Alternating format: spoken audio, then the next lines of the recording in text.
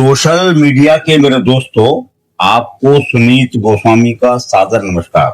दोस्तों, मैं आपसे सच कह रहा हूं कि मेरी हार्दिक अभिलाषा या दिली चाहत यही है कि मृत्यु जब भी मुझे इस शरीर से अलग करे तो यमराज के दूत मुझे सीधे नर्क में ले जाएं। भले ही मैं नर्क का अधिकारी ना हूं और मैं नर्क में तकरीबन 50 साल का प्रवास तो चाहता ही हूं।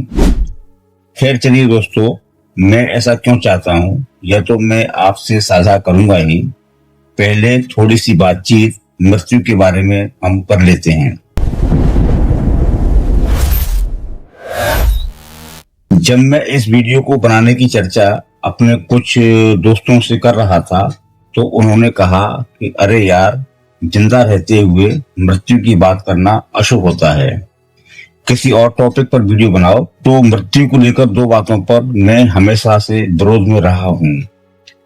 पहली बात तो ये कि जब कोई मर जाता है और उसके परिवारीजन प्रियजन दुखी होते हैं, रोते चीखते हैं, तो लोग गीता के उपदेश शुरू कर देते हैं कि आत्मा अजर अमर है, आत्मा शरीर बदलती है, इसलिए शोक का त्याग करो। ऐसा सत्य होते हुए भी यह समझाना एक बड़ी मूर्खता है। बिछड़ने का दुख एक भावना है, इसे पूरे आदर के साथ स्वीकार किया जाना चाहिए। लोग रोते हैं तो उन्हें रोने देना चाहिए।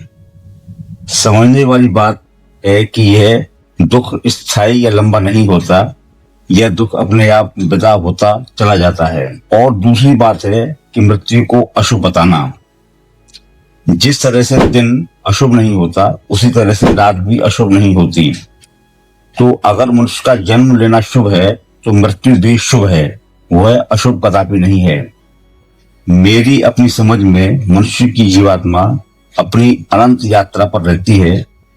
मनुष्य जन्म में होना उसका एक पड़ाव होता है। 8 दिसंबर 2010 को जब मेरे पिता का निधन हुआ तब उनके त्रयोदशी कार्ड पर मैंने यही संदेश दिया था। मैंने उस कार्ड पर यह भी नहीं लिखा था, जैसा कि सभी लोग अक्सर लिखते हैं, कि बड़े दुख के साथ सूचित किया जाता है। मैंने लिखा था, हमारे पिताश्री सत्यप्रकाश गोस्वामी की जीवात्मा ने अपनी अनंत जीवन यात्रा के इस पड़ाव को 8 दिसंबर 2010 को पूरा कर लिया है। शास्त्र सम्मत उनका त्रयोदशी संस्कार 20 दिसंबर 2010 दिन सोमवार को निश्चित है। इस अवसर पर आप भोज प्रसाद ग्रहण करने अवश्य आएं।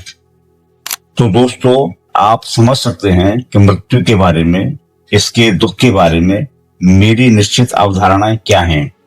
चलिए अब मैं अपनी उस अभिलाषा पर आता हूँ जो कि इस वीडियो का मुख्य विषय है। वैसे तो स्वर्ग और नरक की जो धार्मिक मान्यताएं हैं उनके बारे में निश्चित तौर पर कुछ भी नहीं कहा जा सकता, लेकिन यहाँ फिलहाल मैं यही मानकर चल रहा हूँ कि स्वर्ग और नरक परलोक के वैसे ही स्थान है जैसा कि वर्णन धार्मिक ग्रंथों में किया गया है और जैसा कि हमारे ज्ञानी कथावाचक हमें बताया करते हैं। अब बड़े मजे की बात तो यह है कि नरक को लेकर लोगों के दो विरोधाभासी विश्वास हैं। एक विश्वास तो यह है कि वे नरक के होने को, यानी कि उसके अस्तित्व को स्वीकार करते हैं, और दूसरा विरोधाभासी विश्वास यह है कि उन्हें कोई भी नरक जाता हुआ दिखाई ही नहीं देता।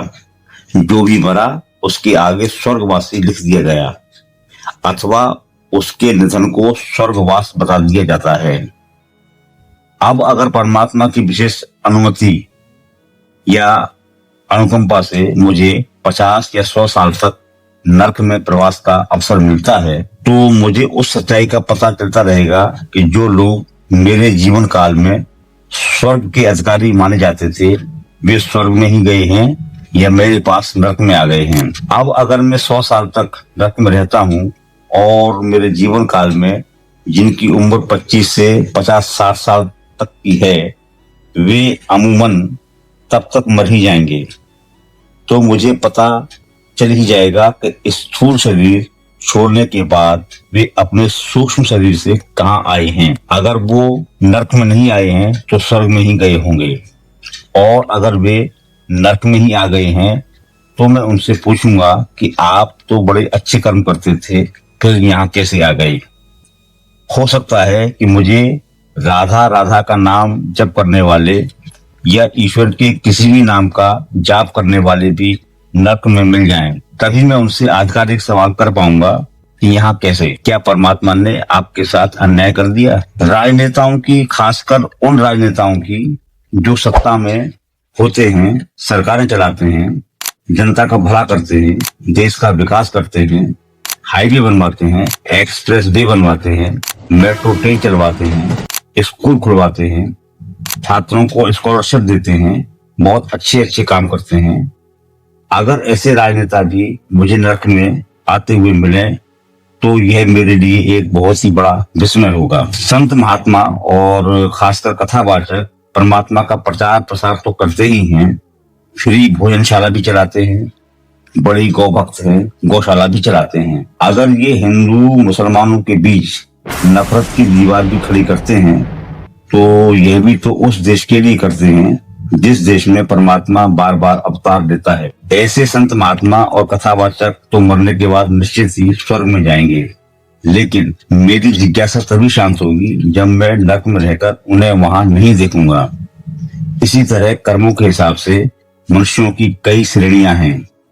डॉक्टर हैं जो सेवा का कर्म करते हैं, शासन प्रशासन के अधिकारी या नौकरशाह हैं, न्यायालयों में लोगों को इंसाफ दिलाने वाले न्यायाधीश और न्यायमूर्ति हैं, हमारे अध्यापक हैं जो बच्चों को शिक्षित करके योग्य नागरिक बनाते हैं, पुलिस अधिकारी और पुलिस कर्मचारी हैं जो बेबसों के आंसू पोंछने का काम करते हैं।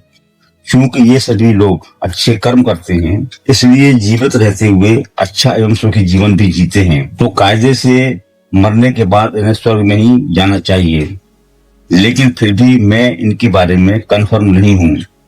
इसीलिए चाहता हूँ कि नर्क में मेरा लंबा प्रवास हो ताकि मैं कंफर्म हो सकूं कि ऐसे तमाम लोग नर्क में गए या स्वर्ग में। परमात्मा से मेरी गुजारिश यह भी है कि नर्क का जब मेरा प्रवास खत्म हो जाए और मुझे दोबारा मनुष्य बनाकर भारत में भेजा जाए तो नर्क में रहने की मेरी जो स्मृति है वह बनी रहे, वह मिटे नहीं, ताकि मैं लोगों को बता सकूं कि जो यहाँ स्वर्ग के अधिकारी माने जा रहे थे वे तो नर्क में रहे, अथवा जो नर्क के योग्य माने जा रहे थे वे स्वर्ग में चले गए।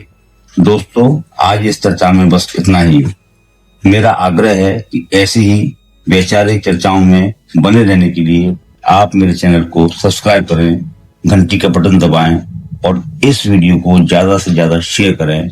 आपका बहुत बहुत आभारी, सुधीर गोस्वामी।